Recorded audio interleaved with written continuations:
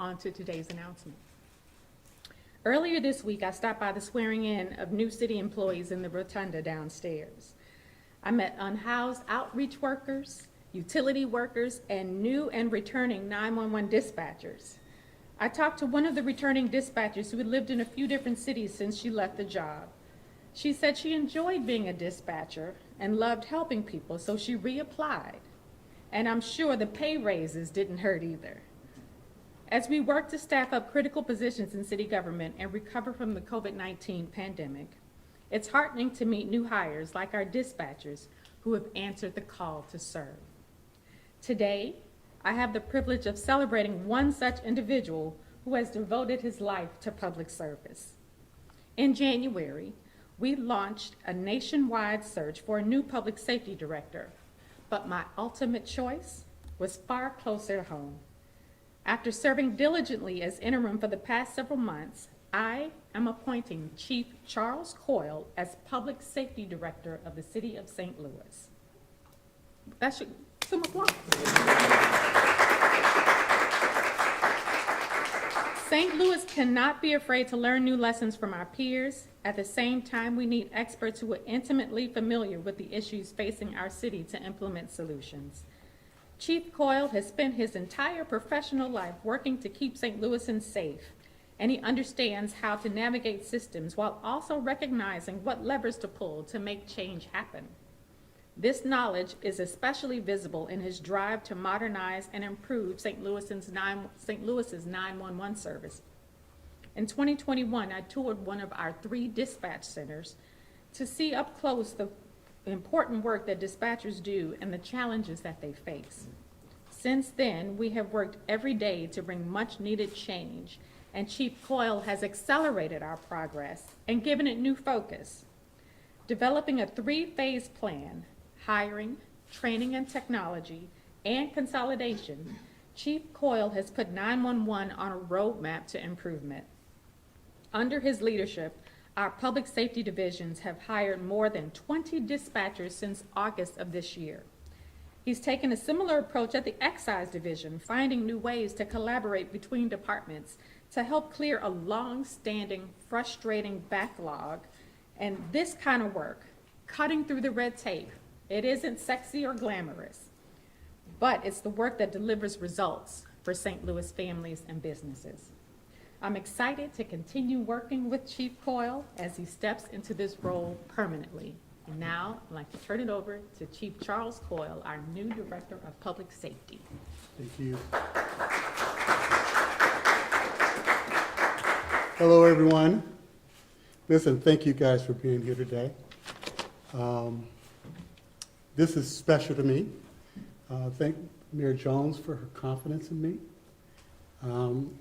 You know, I come to this job literally with my adult life being in public safety. I know public safety, that's all I've done. And as a newly appointed Director of Public Safety for the City of St. Louis, I stand before you today deeply humbled, honored, and profoundly aware of the responsibility this position entails. My journey has been paved with 45 years of delivered service within the St. Louis Fire Department.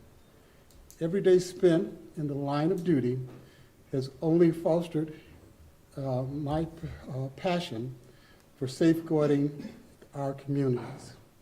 The commitment I carried forward to this new role. Throughout my tenure in the fire service, I have witnessed firsthand the intrinsic power of collaboration, unity, and purpose. The Department of Public Safety is a testament to this collaborative spirit. It's collective strength of the St. Louis Metropolitan Police Department, the St. Louis Fire Department, the St. Louis Department of Correction, Civilian Oversight, Neighborhood Stabilization, Excise, Building Division, as well as the Office of Violence Prevention, including SEMA, our City Emergency Management Agency.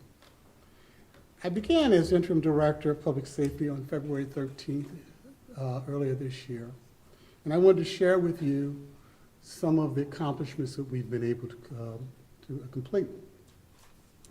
And I'm going to begin with 911. And the reason for that, because that truly is my passion. To me, 911 dispatchers are first responders. They are the beginning of rescues, life safety, protection of property. We can't get where we're going for emergency responders without dispatchers. It is important. They work at the beginning of the emergency, throughout the emergency, and they close the emergency out. They are truly first responders, and I am happy that we're moving forward with it. I would thank the mayor again for working through the pay increases. That's a big thing with dispatchers. And one of the #1 issues across the country with them. So achieving that and making us competitive within the region with other dispatch centers is key to our success in this. Now, we have not gotten there yet. We still have work to do. We're in a full court press when it comes to 911. We're meeting weekly. We're taking the pulse of what's taking place with interviews, hiring, and training. When we began this process, we were 50 dispatchers short. As of February 13th and July 1st. Since the pay increases, we have hired 26 dispatchers that are in training. Now, as you're aware, or you may be aware, that we can only hire 10 dispatchers at a time in police dispatch and 5 at a time in EMS dispatch. So this is going to take some time. So I ask you to be patient. There takes training to be a dispatcher. You first can become a call taker. And the reason this is important, and I share this with you, because I anticipate 4 to 5 weeks after they're out of training that we should see our numbers begin to improve. Our numbers improving from how long it takes to answer a 911 call. So do we get that percentage of 0 to 10 seconds to improve on a weekly or a monthly basis? And that's what we'll be following with the introduction of new dispatchers. New police dispatchers will become call takers first. That means when you call 911, those are the people that will answer the phone and then direct your call to either the police department, fire department, or EMS. Now, with the police dispatcher, I want you to understand as well that it takes about 8 months for that dispatcher to be trained where they can work on their own. And that's important to know because we are going to have a process that takes us a little time. EMS dispatch is a little bit different. They can probably start working on their own within 5 months. Okay? So we're improving the dispatch. Again, it's extremely important to me because that's where my passion lies. It's with first responders, with emergency service. That's all I've done my adult life, is public safety. So when I was introduced to this, it was a perfect transition for me because I'm doing what I'm used to doing. Okay? When I talk about the police department, we will continue with our data-driven and community policing. The numbers are coming down. We're not there yet. We still have crime in the city. But we're working toward reducing those little by little as we can. One of the other departments we have is the Office of Violence Prevention. This office is the first of its kind. I want to thank the mayor for instituting this office. This office gives a different pathway to kids that are going in the wrong direction. It gives a pathway to show them there's a different direction that they can go, that they can improve themselves, and we've never had that before. Communities have been left on their own without someone to help direct the young people in many of these communities. And we know where they end up when they don't have that guidance. So the Office of Violence Prevention is doing critical work, important work, that I think in the long run will help us reduce the crime in our city. One of the other departments that I'm going to talk about is corrections. It's been in the news. Our corrections area, when I say this, let me begin by telling you who occupies our CJC, our City Justice Center. You guys have reported on the violent crimes that happen in this city. Horrendous crimes you've reported on. And our police department has listed a 75% clearance rate for homicides. That's 3 out of 4. So where do they go? They go to the Justice Center. We know that some of them are dangerous. They have been charged but not convicted. This is a pre-trial facility. However, we know we have dangerous people in there, but they still must be treated humanely. We still may treat them with dignity as we have them. We have other opportunities as well.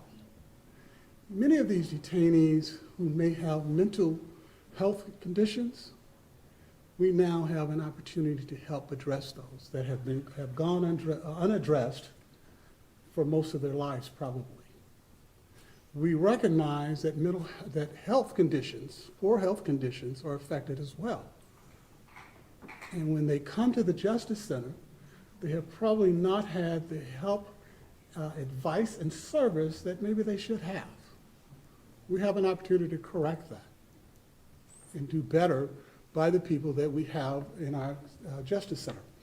Now, one of the initiatives that has taken place, I just signed last week or the week before, transfer funds to bring in 11 medical professionals that will be placed in the health department. That will help us guide through the medical issues that many of our detainees may have.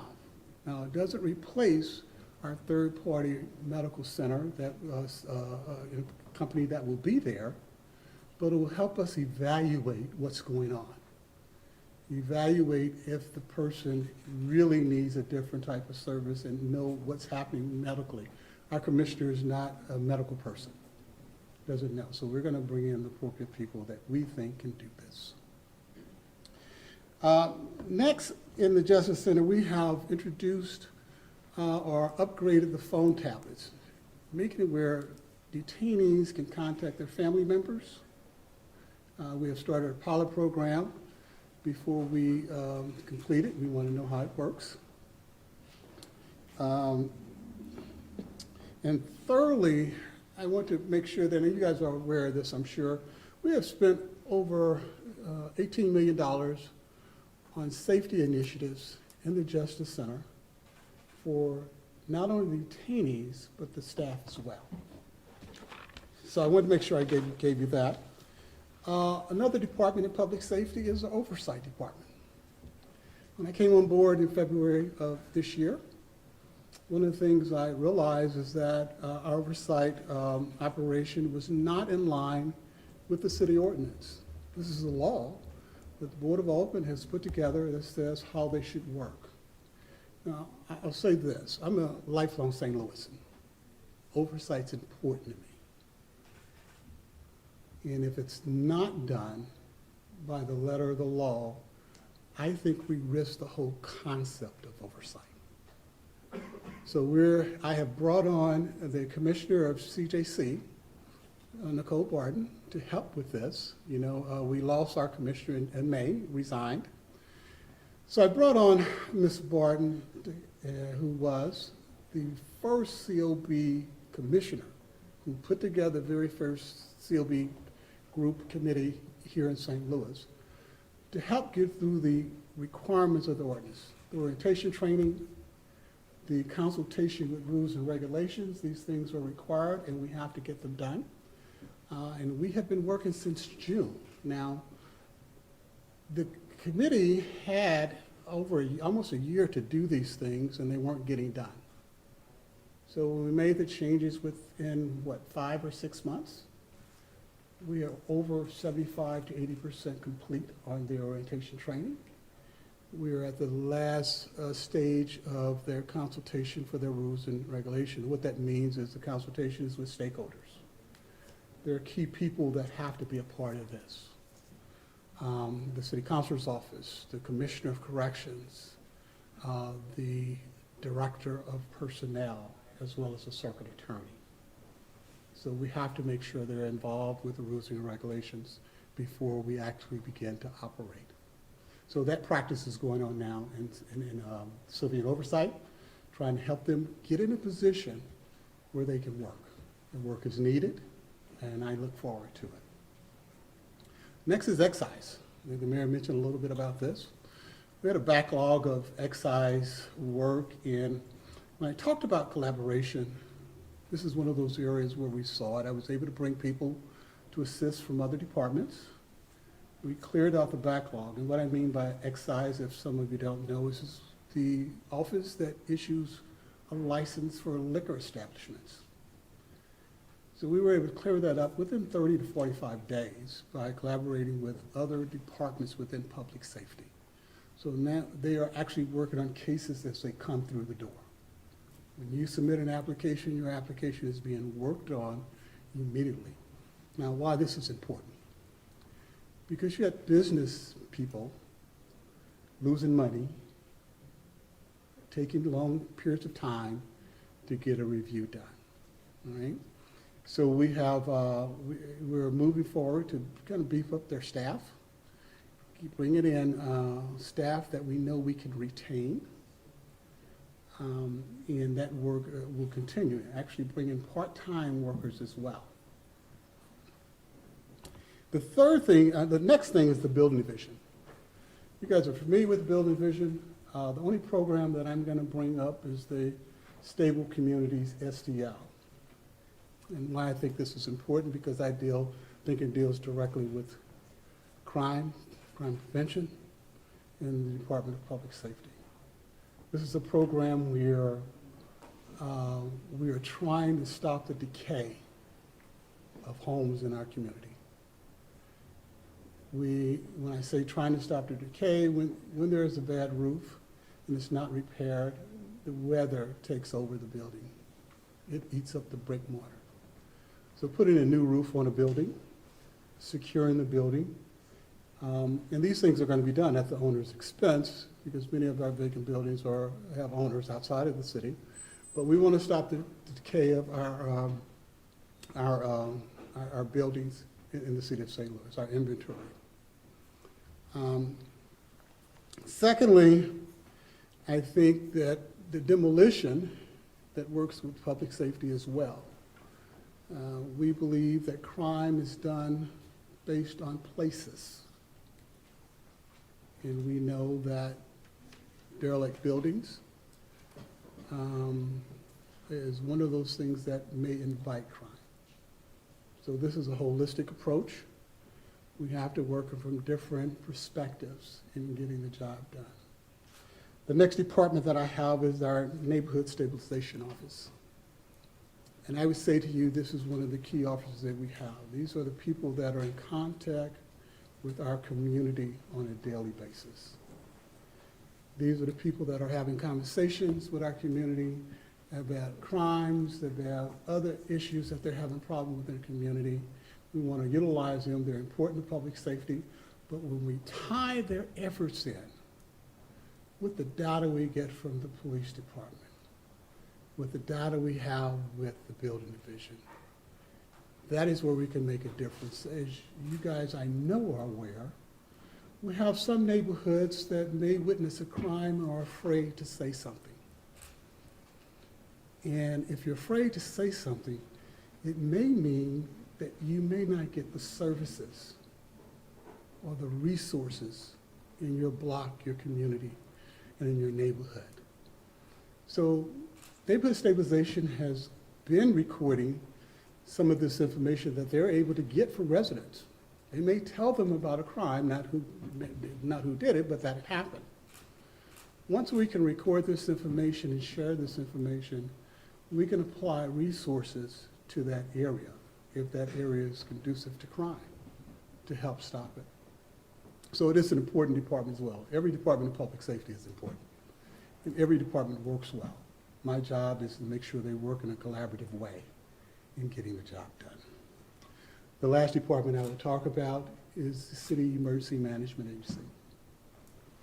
And where they're important is that when we have disasters that happen in our city, when we have floods, we have hurricanes, or anything else, the City Emergency Management Office is the office that kind of gets involved to make sure the other city departments are working together, where we can streamline our efforts. You guys, if you've been around, have seen them work. Back from the '93 floods of St. Louis on up to the recent floods that we've had in the city, the power outages that we've had. The Office of City Emergency Management is critical in those departments, when those things take place, I should say. We just recently began operating for a tabletop by the Missouri National Guard that's going to be held here next year. An important exercise so people get accustomed to what to do during an emergency and how it works. So with that, if you have any questions, I'll take them. All right, thanks. We have time for a few questions, though. And Nathan Nice is my last one. So. As far as the 911 calls go, do you know what the wait time is currently right now? Our wait time has improved overall. I think at 0 to 10 seconds, we're right around 65% now, and that has improved. We're right in the high 80 percentile within a minute. Okay, so those are improving, and I expect them to improve even more as we get the trainees into a position to operate. Now, since you mentioned that, I think it's important for me to tell you that we can have a class with police dispatchers, and I say this because that's who answers the phone when you call 911. We're limited to 10, but we need 2 weeks between each class. For the last 6 weeks, we've had 3 classes, right? And sometimes we have 6 or 7 people in a class. We have one starting on the 23rd of this month as well. So as we get them in, I anticipate that time should improve greatly. The Missouri State Auditor announced today that he's launching an investigation into the CJC, and one of the concerns he said he's investigating, one of the allegations, is that food vendors are not being paid on time at the CJC, therefore inmates are not being given food on a timely basis. Are food vendors being paid on time by the City of St. Louis, and are inmates being fed? Inmates are being fed. I have visited the CJC. But inmates are being fed. I can't answer about the pay because I don't issue the checks. I'm sure they're being paid on time with the rest of our bills, but I don't write the checks, so I can't answer that. But I know that inmates are being fed. I have watched it. We've changed our food service contractor to ensure that we got a better quality of food. And if they're going to do it all, we have audits all the time. We are not, if there's an audit, it can only help us. Chief Coyle. Yes, sir. We were invited early this week, by the Director of Corrections in St. Charles County Jail. Would you be open to allowing the press to come into the CJC to walk through and to video and to take photographs? You know, I would have to check with the commissioner, and I would have to check other places. One of the things, one of the concerns with that, I'm definitely not opposed to something like that, but the detainees have rights, right? And detainees have attorneys, and we have to be cognizant of that. So yeah, they made us that's, aware of all of that, and right. they told us to not, film anybody if we did get anybody, to blur them out. But would you be willing to allow the press in? Who is we? What's your name? My name is Charles. Charles, okay. Real STL News. STL, okay, good. Yes, sir. And we were given the invitation by Kevin Killeen, who was working for the press contact in St. Charles County, and we got the tour of the jail by Director King. And I was just saying, would you be willing to allow the press to come into the CJC to look inside? I would have no issue, but I need to check with the commissioner to make sure that's appropriate. Okay. And if it is, I mean, I think it can only help us. In regards to the auditor's investigation, he said part of the focus of his investigation is the DFOB's attempts at oversight being stonewalled. Do you believe that there's been adequate cooperation between the DFOB and the City Justice Center? Well, I'm smiling because I wrote the DFOB a letter, and most of you should have it. I wrote them a letter when, at a time, they were asking for the commissioner's job. And I told them what areas of the ordinance they had to complete. And I just explained why it's critical for them to complete that. They had 11 orientation classes to do that is required by the ordinance, spelled out in the ordinance. They have orientation on the rules, consultation of the rules and regulations by the other stakeholders. Part of their job in making recommendations is making recommendations about what happens to an employee, okay? Disciplinary, where they can be terminated or disciplined. And where that's important, in the city of St. Louis, we have a director of personnel. And anything that takes place with an employee must go through that director. And that director hadn't seen any of their rules or regulations. You can't exclude people like that. The circuit attorney had not, the previous one or the current one. So when I reviewed this information, I began just before I came in asking questions. And the questions and answers I got led me to see that they had not been following the ordinance. So no, they have not been stonewalled. What we've asked of them is to do what the law said do. I mentioned to you that I support oversight, but oversight's fragile. And if we're painting outside the lines, if we're not following the law, we could lose oversight. I definitely don't want that to happen on my watch because I think it's critical. So what they told you is not true. They're not been stonewalled. Nothing like that has taken place. I have told them this verbally. I have told them this in writing. The mayor has said it in writing. So when you say that, that person, I'm sure, didn't give you any supportive information, but it's not true. So what accounts for the disconnect between what you're saying and what they have claimed to all of us at various points? What they have claimed? That they're being stonewalled, that they're not given information or Gotcha. access to the jail. You're saying that's not true. What is accounting for this disconnect? Because when they said that they haven't gotten access, so they're suggesting to you that they are following the ordinance? They're suggesting to us that they are not being allowed to do the training in order to get the access. Well, we have someone who's doing the training and has pleaded with them to do the training and has made it available. That my goal is not to hold them up. My goal is to make sure they can be successful by following the law. The trainings are happening. Their meetings are public. We have people there that need the training that are not taking it. Now, let me say this. Civilians' time, I will never get in the middle of, right? I can direct the investigators to do what I need them to do, and I've done that. I had to separate the investigators because they were doing the training at the same time. I had to separate the investigators who work for us in public safety and who are paid to do their training, their orientation training. Now, most of you understand what orientation means. It means before you start doing a job, you have to know certain things, right? So I had to separate my staff from the board to ensure that they got the orientation training done. I could no longer let them wait for the board to decide whether they could attend. In separating them, we had them trained within 10 days to 2 weeks. The same training the board needs to do.